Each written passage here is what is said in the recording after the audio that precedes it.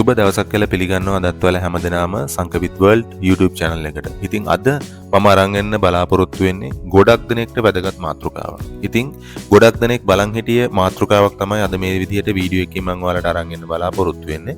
ඉතින් ගොඩක් දෙනෙක් අපිට කමෙන්ට් කරලා මැසේජ් කරලා අහලා තිබුණා නොමිලේ රැකියාවකට ඉතා විශ්වාසදායී යන්නේ කොහොමද? ඒ වගේම ඉතා ඉහළ වැටුමක් ලබා ගන්නේ කොහොමද කියන කාරණා. ඉතින් අන්න ඒ අහපු මැසේජ් කරපු කමෙන්ට් කරපු හැම දෙනාටම අද මම මේ අරන් එන වීඩියෝ එක ගොඩක් වැදගත්යි. අද මම අරන් එන්න බලාපොරොත්තු වෙන්නේ ඊශ්‍රායල ගවර්න්මන්ට් එකෙන් මේ වෙනකොට ලබා දීලා තියෙන අලුත්ම රැකියා අවස්ථා ගණනාවක් සම්බන්ධයෙන් තමයි මේ විදිහට වීඩියෝ එකකින් මම ඔයාලට අරන් එන්නේ. ඉතින් ඔයාලා දන්නවා ඊශ්‍රායල කියලා කියන්නේ ඊටාම සංවර්ධිත රටක් වගේම ඊටාම ඉහළ වැටුප් ගෙවන රටක්. ඉතින් මේ වෙනකොට ඊශ්‍රායලයේ තියෙන තත්ත්වයත් එක්ක වැඩි වශයෙන් විදේශික ශ්‍රමිකයන්ට අවස්ථාව ලබා දීලා තියෙනවා. ඊශ්‍රායල තුළට පැමිණිලා වැඩ කරන්න. ඉතින් අන්න ඒ අවස්ථාව ලංකාවට බොහෝ කාලයකින් ලබා දෙනවා. නමුත් රැකියාංශ කිහිපයක් සඳහා විතරයි අවස්ථාව ලබා දීලා තිබුණේ. නමුත් මේ අවුරුද්දේ ලබා දෙන අලුත්ම රැකියා කෝටාව විදිහට රැකියාංශ 4ක් සඳහා මේ වෙනකොට ඊශ්‍රායල ගවර්න්මන්ට් එකෙන් ලබා දීලා තියෙන අවස්ථාව. ඉතින් හෝටල් ශාස්ත්‍රය, ගෘහපාලන ශාස්ත්‍රය, පවිත්‍රතා ශාස්ත්‍රය වගේම අවන්හල් ශාස්ත්‍රය කියන රැකියාංශ 4 සඳහා ලංකාවෙන් ශ්‍රමිකයන් 3000ක් බඳවා ගන්න හොඳ අවස්ථාවක් ලබා දීලා තියෙනවා. ඉතින් අන්න ඒ අවස්ථාවට ලංකාවේ ඉඳන් ඔයා කොහොමද අයදුම් කරන්න කියන කාරණාව තමයි මේ විදිහට වීඩියෝ එකකින් මම ඔයාලට අරන් එන්න බලාපොරොත්තු වෙන්නේ.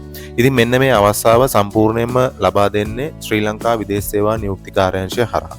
ඉතින් මේ සඳහා ඔයාලට අයදුම් කරන්න තියෙන්නේ සම්පූර්ණයෙන්ම නොමිලේ වගේම මේ සඳහා ඔයාලට කිසිම මුදලක් වියදම් කරන්න සිද්ධ වෙන්නේ නැහැ. හේතුව ඔයාට මේක සම්පූර්ණයෙන්ම රජයේ අනුග්‍රහය යටතේ සිද්ධ වෙන හින්දා. ඉතින් ඔයාලා දන්නවා මේ වෙනකොට ඊශ්‍රායලයට ලංකාවේ තියෙන ඒජන්සි හරහා යන්නත් අවස්ථාව තියෙනවා. හැබැයි ඒ සඳහා ඔයාට විශාල මුදලක් ගෙවන්න සිද්ධ වෙනවා.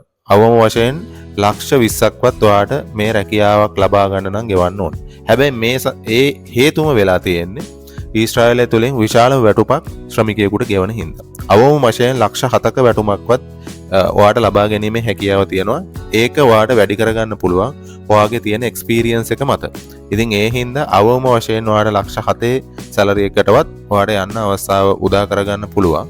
ඉතින් මේ රැකියා ශාස්ත්‍රවලට ඊටාම ඉක්මනින් අයදුම් කරන්න ඕන නිසායි මේ විදිහට ඊටාම කෙටි වීඩියෝ එකක් මම ඔයාලට අරන් ආවේ. හේතුව මොකද රැකියා අංශ 4ක් වුණාට ලබා දීලා තියෙන කෝටා එක රැකියා ශ්‍රමිකයන් 3000ක් කියන එක. ඉතින් ඒ ශ්‍රමිකයන් 3000ට ඔයාටත් ඇතුළත් වෙන්න ඊටාම හොඳ අවස්ථාවක් තියෙනවා. හැබැයි ඊටාම ඉක්මනින් ඔයාට අයදුම් කරන්න ඕන. මොකද මේ වෙනකොටත් විශාල පිරිසක් මේ රැකියාව සඳහා අයදුම් කරනවා.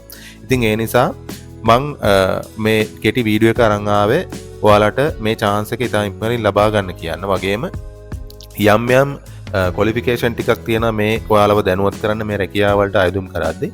ඉතින් මං ඔයාලට අරන් එන්න සාමාන්‍යයෙන් ඔයා බලාපොරොත්තු වෙනවා නම් ඊශ්‍රායලයේ හෝටල් ශාස්ත්‍රයේ රැකියාවකට යන්න අවම වශයෙන් ඔයාට අවුරුදු 25ත් අවුරුදු 45ත් අතර වෙන්න ඕනේ මේ රැකියාවකට අයදුම් කරන පුද්ගලයෙක් නම්. ඒ වගේම ඔයා ශ්‍රී ලාංකිකයෙකු වෙන්න ඕනේ මේ රැකියාවකට අයදුම් කරන්න බලාපොරොත්තු වෙනවා නම්. ඒ වගේම ඔයාට හෝටල් ශාස්ත්‍රයට අයදුම් කරනවා නම් ඔයා ලංකාවේ පිළිගත් හෝටලයක හරි එහෙම නැත්නම් ගෘහපාලන ශාස්ත්‍රයක හරි අවම වශයෙන් මාස 3ක්වත් වැඩ කරලා එක්ස්පීරියන්ස් එකක් තියෙන්න ඕනේ. ඉතින් ඒ එක්ස්පීරියන්ස් එක තියෙනවා නම් ඔයාට මේ සඳහා අයදුම් කරගැනීමේ හැකියාවක් තියෙනවා. ඒ වගේම එහෙම නැත්නම් ඔයාට NVQ 3 වන මට්ටමේ සහතිකයක්වත් තියෙන්න ඕනේ මේ රැකියාවකට අයදුම් කරනවා නම් හෝටල් ශාස්ත්‍රය සම්බන්ධව. ඒ වගේම ඉංග්‍රීසි භාෂාවෙන් සංනිවේදනය කිරීමේ හැකියාව ඔයාට තියෙන්න ඕනේ. ඒ කියන්නේ අවම වශයෙන් ඔයාට කමියුනිකේට් කරගන්නවත් පුළුවන් තත්ත්වයක කෙනෙක් වෙන්න ඕනේ ඉංග්‍රීසි භාෂාවෙන්. ඉතින් ඒ නිසා ඔයාට මේ සුදුසුකම් අනිවාර්යයෙන්ම තියෙන්න ඕනේ. ඒ අවම වශයෙන් ඔයා වසර 10ක කාල සීමාවක්වත් පාසල් අධ්‍යාපනය ලැබලා තියෙන පුද්ගලයෙක් වෙන්න ඕනේ. ඒ වගේම මින් පෙර ඔයා ඊශ්‍රායලයේ වැඩ කරපු කෙනෙක් නොවෙන්න ඕනේ.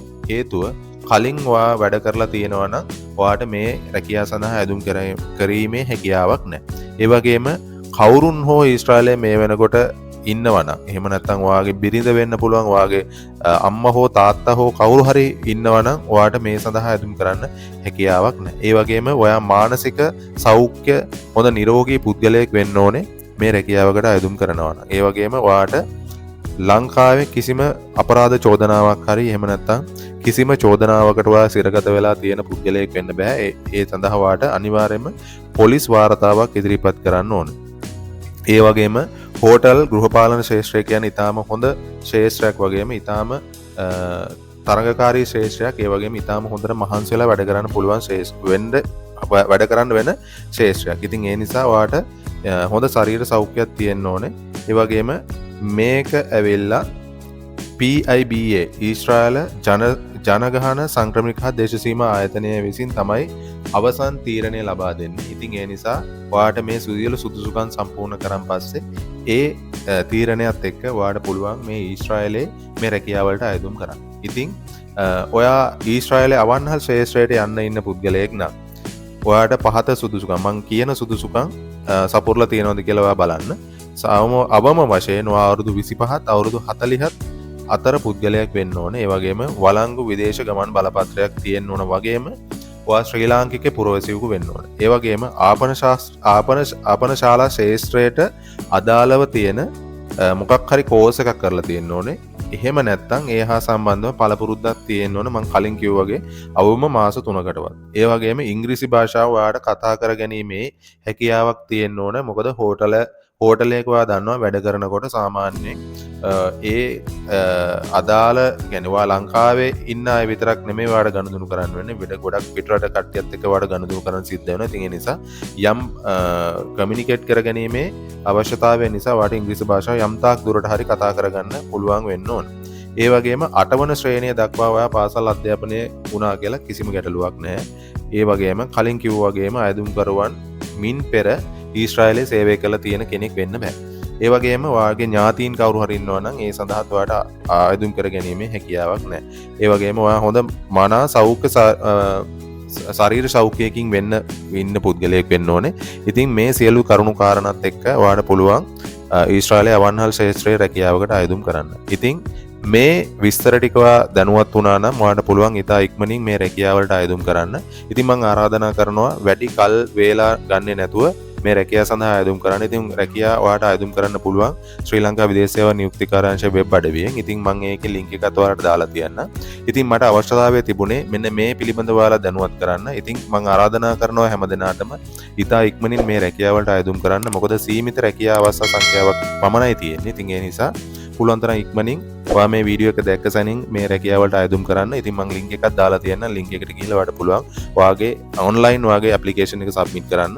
ඉතින් සබ්මිට් කරන් පස්සේ ඔයාගේ වාසනාව වගේ වෙලාව තියෙනවා නම් ඔයාටත් මේ chance එක ලබා ගන්න පුළුවන්. ඉතින් මම ආරාධනා කරනවා channel එකට තාමත් ඔයා අලුත් කෙනෙක් නම් channel එක දැම්ම subscribe කරන්න කියලාත් ඒ වගේම ඔයාගේ යාළුවන්ටත් බලන්න මේක share කරන්න කියලා තියන ගමන් අලුතෙන් වීඩියෝ එකකින් හමු වෙමු. ඔයා ගිහින් එන්න.